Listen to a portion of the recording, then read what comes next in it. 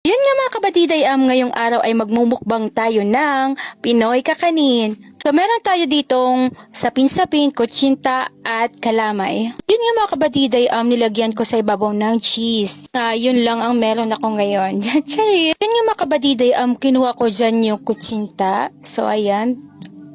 Ba naman wala tayong budget for today. Yun nga mga kabadiday, kumain ako dyan ng kutsinta at napakasarap talaga niyan, promise. By the way nga mga kabadiday, ako pala yung lumuto niyan kanina. So bata pa lang talaga ako mga kabadiday, pangarap ko na magkaroon ng sarili kong restaurant, coffee shop, at baking shop. So ganun.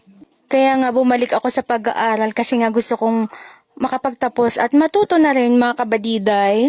Yun nga mga kabadiday, medyo naiilang ako dyan kasi nga madami dyan batang nanonood sa akin. Yun nga mga kabadiday, kumakain ako dyan ng sapin-sapin at napakasarap talaga niyan mga kabadiday. At syempre mga kabadiday, yung mga bata, binigyan ko kasi nga madami naman ako naluto kanina.